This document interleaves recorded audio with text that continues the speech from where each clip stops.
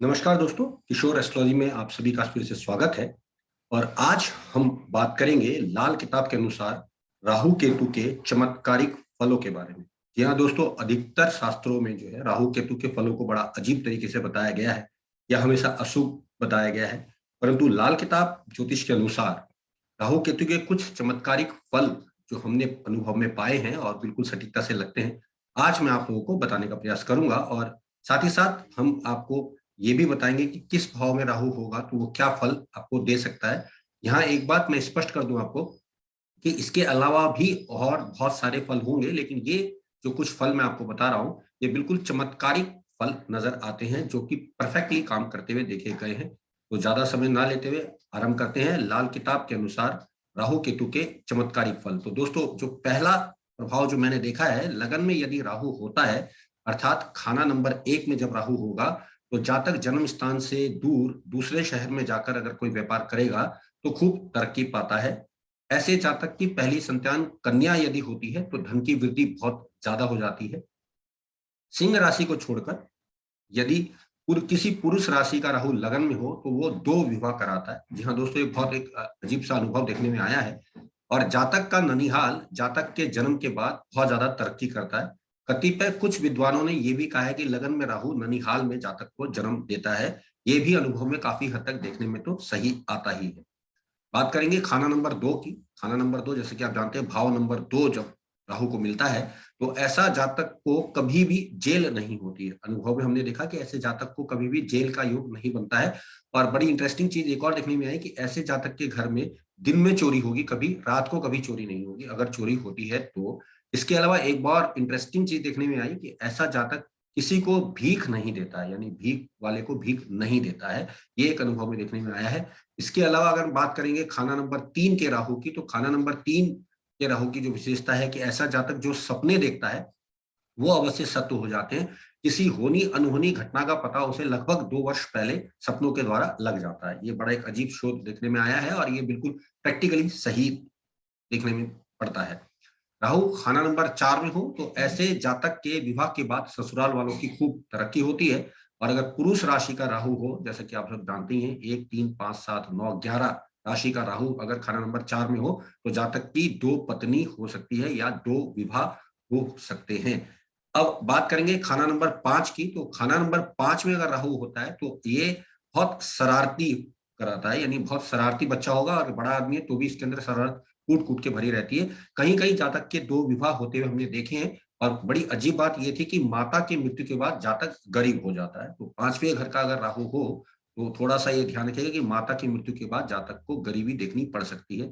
बात करते हैं छठे भाव के राहु की। तो छठा भाव का जो राहु अनुभव में देखने में आता है दोस्तों, वो सबसे बड़ी जो इंटरेस्टिंग बात देखने में आई है कि ऐसे जातक की बदमाशों से दोस्ती होती है, यानी ऐसे जातक के दोस्त बदमाश प्रवृत्ति के होते हैं। और ऐसा जातक अच्छे वस्त्र पहनने का बड़ा शौकीन होता है, यानी उसको बहुत अच्छे वस्त्र पसंद होते हैं या वो चाहता है कि अच्छे कपड़े पहन के ही वो बाजार में या बाहर कहीं निकले। खाना नंबर 7 में जब राहु होगा तो जातक की पहली संतान पुत्र के रूप में बहुधा हमने देखी है, अनुभव में सही आती है। और प्राय जीवन साथी दूसरी जाति का होता है, यानी intercaste marriage Rahudev 7th house में हो तो करवा देते हैं। 8वें भाव के राहु की बात करें तो जातक का कोई भी मददगार नहीं होता और उसको हर जगह अपमानित होना पड़ता है तथा नौकरी में तबादला होता रहता है। तो ये मैं भाव अनुसार इसलिए बता रहा हूँ कि आप एक नजर में आइडेंटिफाई कर सकते हैं कि जो जातक आपके पास आया उसके साथ किससे रिलेटेड क्या प्रॉब्लम्स हो सकती हैं।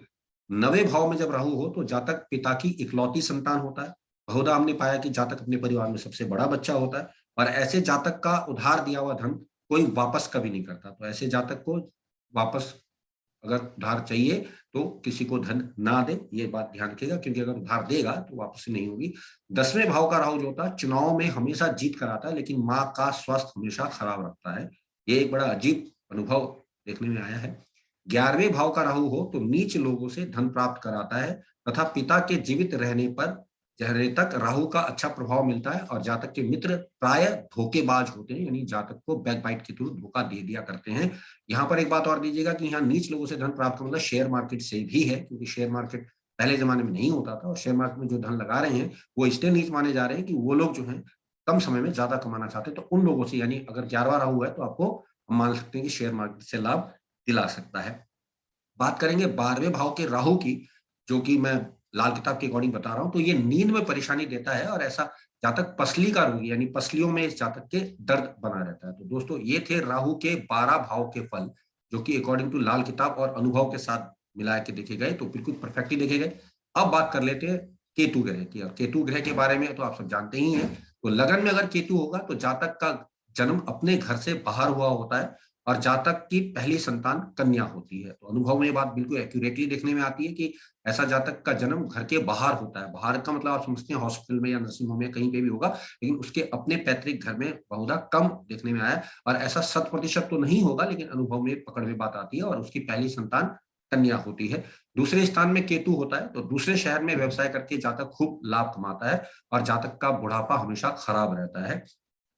तीसरे भाव में केतु हो तो जातक की संतान की आयु बहुत ज्यादा लंबी होती है, और परंतु जातक बिना कारण बोलने वाला होता है। यानी कि हम ये तो मान के चल रहे हैं कि जातक की संतान की आयु बढ़ जाएगी, लेकिन जातक बहुत ज्यादा वाचाल प्रवृत्ति का होगा। चौथे भाव में केतु हो तो ऐसा जातक को पुत्र संतान देर से मिलती है और उसकी माता हमेशा कष्ट में रहती है। बहुधा अनुभव में हमने पाया कि 34 वर्ष के बाद पुत्र का जन्म होता है। पांचवें भाव में केतु हो तो जातक के पुत्रों से अधिक उसके पोतों की संख्या होती है, यानी अगर पुत्र 2 है तो पोते 4 हो सकते हैं। जातक बचपन में बुरी संगति में फंस जाता है। तो ये एक अनुभव में देखने में आया है, और आप इसका थोड़ा सा ध्यान रखेंगे तो प्रिडिक्शन में 4 चांद लगा पाएंगे। छठे भाव में केतु होता है तो जातक को पक्षी पालने का शौक होता है, तथा ये अपना भेद किसी को नहीं बताते और सोची हुई बातें इनकी कभी भी पूरी नहीं होती है। यानी कि जो ये सोचते हैं वो कभी हो नहीं पाता है, क्योंकि ऐसे में बार बार राहु हो जाता है। और 12वें राहु के लिए तो आप प्रिडिक्शन जानते ही हैं कि ये माना गया है कि ऐसा जातक बहुत ज्यादा सोच रहा होता है, प्लानिंग करता है, लेकिन उसका कुछ प्लान कभी उपयुक्त होता ही नहीं है।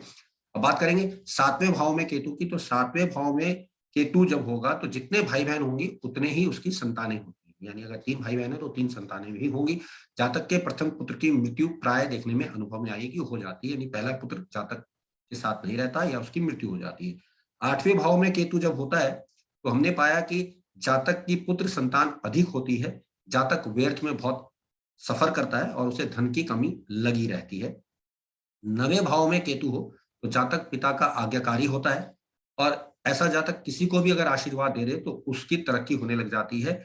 घर में जितना सोना अगर ऐसा जातक रखेगा तो उतना ही सोना बराबर मात्रा में बढ़ता चला जाता है, यानी कि उसको इतनी बरकत होती है कि वो प्राय सोने को परचेसिंग कर पाता है। 10वें भाव में केतु हो तो जातक मौके का फायदा उठाने वाला होता है और पिता से उसके संबंध अच्छे नहीं रहते हैं, अथवा पिता की मृत्यु छोटी आयु में हो जाती है, या ये भी कह सकते हैं कि पिता की मृत्यु के बाद उसका काम बहुत अच्छा चलने लगा।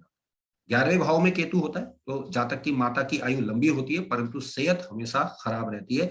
ऐसे जातक का प्रथम पुत्र मरा हुआ पैदा होता है, या मान के चलिए कि पहला पुत्र उसका जो है वो पुत्र मरा हुआ पैदा हो जाता है। 12वें भाव में जब केतु होगा तो ऐसे जातक को पूर्वजों से संपत्ति प्राप्त होती है। ऐसे जातक के पुत्र अथवा वह स्वयं बहुत ही ज्यादा विदेश यात्राएं करता हुआ हमने अनुभव में देखा है। तो अब ये सारे मैंने आपको जो टिप्स बताए हैं, अगर आप इन टिप्स को देखते हुए राहु केतु के चमत्कारिक फल है जो कि लाल किताब के अनुसार है, अगर आप किसी को प्रेडिक्शन देते हैं तो बहुत ज्यादा एक्यूरेट आपका फलित लगेगा। और ये ऐसा गारंटेड नहीं है कि 100% हर कुंडली में लगेगा, लेकिन ये फिर भी कुछ अनुभव के साथ मिश्रित करके जब हमने ये उपाय बहुत एक्यूरेट से लगते हैं।